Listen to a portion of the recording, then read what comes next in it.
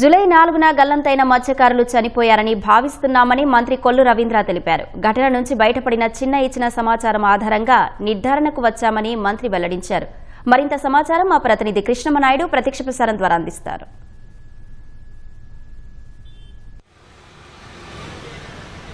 Visakha fishing harbour నుండి సముద్రంలోకి వేటకు వెళ్లే గల్లంతైనటువంటి ఆచూకీ దాదాపుగా లభ్యం కాలేదు. 72 గంటలకు పైగా నేవీతో పాటు కోస్ట్ గార్డ్ సిబ్బంది తీవ్రంగా గాలింపు చర్యలు చేపట్టారు. అయినప్పటికీ కూడా వారి జాడ ఎక్కడగా కనిపించలేదు. 10 నాటికల మైళ్ళల్లో ఈ యొక్క బోటు మునిగిపోయిందని కారే చిన్న మృత్యుంజయుడిగా బయటపడినటువంటి ఆయన ఇచ్చినటువంటి సమాచారం మేరకు పెద్ద ఎత్తున గాలింపు చర్యలు చేపట్టినప్పటికీ ఎక్కడా కూడా చిన్న జాడ కూడా గల్లంతైనటువంటి 6 ఆచూకీ లభ్యం కాలేదు. ఈ క్రమంలోనే ఇక ప్రభుత్వం తరఫున వచ్చినటువంటి రాష్ట్ర మంత్రి కొల్లు రవీంద్ర ఫిషింగ్ హార్బర్లోని మెకనైజ్డ్ బోట్లకు సంబంధించినటువంటి కార్యాలయంలో బాధిత కుటుంబ సభ్యులను కలిశారు. వారిని ఓదార్చారు. వారికి ప్రభుత్వం అన్ని విధాలుగా అండగా ఉంటుందని కూడా హామీ ఇచ్చారు. ఈ క్రమంలోనే నిన్న అచ్చెన్నాయుడు విశాఖ కలెక్టర్ అభిషిక్తి కిషోర్తో మాట్లాడి ఈ బాధితులకు 10 లక్షల రూపాయల మేర ఎక్స్గ్రేషియా ప్రకటించాలని ఆదేశించారు. ఈ క్రమంలోనే 10 లక్షల రూపాయల చెక్కులను కూడా బాధిత కుటుంబ సభ్యులకైతే మంత్రి కొల్లు రవీంద్ర ఇచ్చినటువంటి పరిస్థితి అయితే ఇక్కడ ఉంది. బాధితులకి 10 లక్షల చెక్కులతో పాటు వారికి కుటుంబాలకు సంబంధించినటువంటి పిల్లలకు సంబంధించినటువంటి చదువులు సహా శాశ్వత ఇళ్లకు సంబంధించినటువంటి హామీలు కూడా ఇచ్చారు. త్వరితగతిన ఈ హామీలను కూడా నెరవేరుస్తామని అధికారులకు అక్కడే ఆదేశాలు కూడా జారీ చేయడం జరిగింది. ఇక మరోవైపు గత ప్రభుత్వంలో ఇలాంటి ఘటనలు జరిగినప్పటికీ ఎక్కడా కూడా ఇంత మేర ఆర్థిక సహాయం చేసినటువంటి పరిస్థితి లేదని మంత్రి కొల్లు రవీంద్ర కూడా చెప్పారు. అంతేకాకుండా సకాలంలో వేట నిషేధం ఉన్నటువంటి 2 నెలల కాలానికి మత్స్యకారులకు ఇచ్చేటువంటి భరోసాను కూడా ఇచ్చి అన్ని విధాలుగా ఆదుకున్నామని, గతంలో ఎప్పుడూ కూడా ఈ విధంగా లేదని, కూటమి ప్రభుత్వం వచ్చిన తర్వాతనే మత్స్యకారులకి అన్ని విధాలుగా అండగా ఉందని కూడా తెలిపారు. అంతేకాకుండా మత్స్యకారులు ఎవరైతే వేటకు వెళ్తున్నారో వారందరికీ కూడా 9 రూపాయల మేర ఈ యొక్క సబ్సిడీ కూడా ఆయిల్ పైన కూడా ఇస్తున్నామని, అది సకాలంలో కూడా అందిస్తున్నామని, ఎక్కడ కూడా బకాయిలు పెండింగ్ కూడా లేవని కూడా చెప్పినటువంటి పరిస్థితి అయింది. ఇక ఇక్కడ ఫిషింగ్ హార్బర్లో బాధిత కుటుంబ సభ్యులని పరామర్శించి చెక్కులు ఇచ్చినటువంటి అనంతరం కాసేపటి క్రితమే మంత్రి కొల్లు రవీంద్ర కిమ్స్ ఆసుపత్రిలో చికిత్స పొందుతున్నటువంటి కారు చిన్న మృత్యుంజయుడిగా మొత్తం 7 మందిలో 6 గల్లంతగా కేవలము అక్కడ సముద్రంలో 10 నాటికల మైళ్ళ దూరంలో ఉన్నటువంటి సముద్రంలో ఈ వాణిజ్య నౌకని పట్టుకొని లంగర్ ద్వారా సహాయం అర్థించి వాణిజ్య నౌకలకు ఎక్కి ప్రాణాలు కాపాడుకున్నటువంటి కారు చిన్న 1.5 రోజుగా కిమ్స్ ఆసుపత్రిలో చికిత్స పొందుతున్నటువంటి ఆయన్ని పరామర్శించేందుకు కాసేపటి క్రితమే మంత్రి కొల్లు రవీంద్ర వెళ్లారు. ఆయన దగ్గర నుంచి కూడా మరింత సహాయం, ఆయనకు కావాల్సినటువంటి సహాయం చేసేదానికి మీద కూడా మాట్లాడనున్నారు. కొత్త బోటుకు సంబంధించినటువంటి రాయితీ కూడా ఇచ్చి వారికి కొత్త బోటు తెప్పించేటువంటి కార్యక్రమం కూడా చేపడతామని కూడా చెప్పారు. ఇక చూసుకుంటే మరోవైపు బాధిత కుటుంబ సభ్యులు చెక్కులు ఇచ్చిన తర్వాత కొంత ఆందోళన వ్యక్తం చేశారు. ఇక అధికారులు తమను పట్టించుకోరేమన్న అనుమానం వ్యక్తం చేశారు. అయితే కొల్లు రవీంద్ర మరోసారి బాధిత కుటుంబాలతో వెళ్లేటప్పుడు మాట్లాడారు.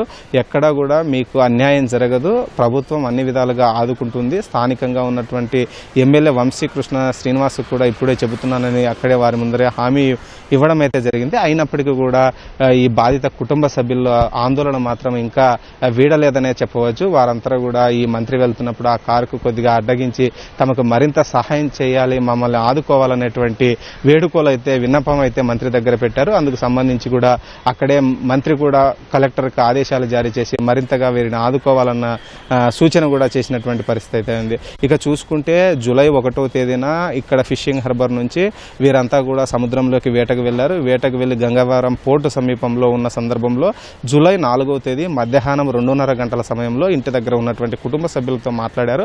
కుటుంబ సభ్యులతో మాట్లాడినటువంటి అనంతరం వెంటనే 1 గంట 2 గంటల వ్యవధిలోనే ఈ యొక్క అలల తీవ్రతకి, వాయుగుండం కారణంగా ఏర్పడినటువంటి అలల తీవ్రతకి ఆ బోట్ అయితే ఒక్కసారిగా తిరగబడింది.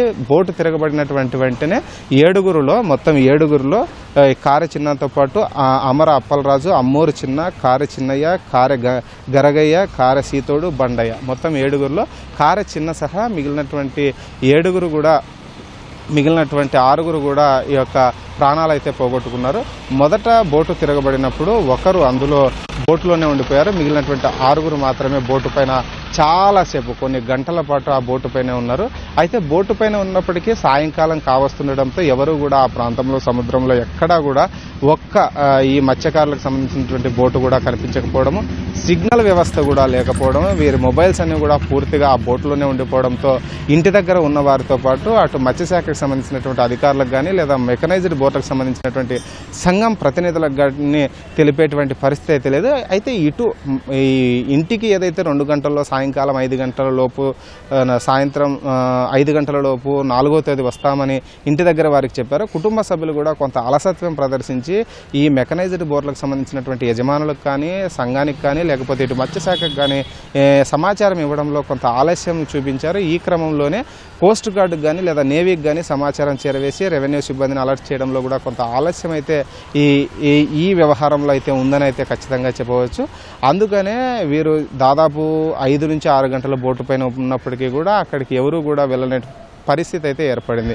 ఇక ఆ తర్వాత ఉదయం తెల్లవారుజామున ఈత కొట్టుకుంటూ దాదాపు 9 గంటల పాటు ఈత కొట్టుకుంటూ సముద్రంలో అక్కడే ఉన్నటువంటి వాణిజ్య నౌక దగ్గరికి వెళ్ళామని కూడా కారచిన్న తెలిపారు. అయితే కారచిన్నతో పాటు మరో ముగ్గురు ఉన్నారు. ముగ్గురు ఉండడంతో ఇక ముగ్గురు కూడా బోట్ ఎక్కలేకపోయారని చెప్పారు.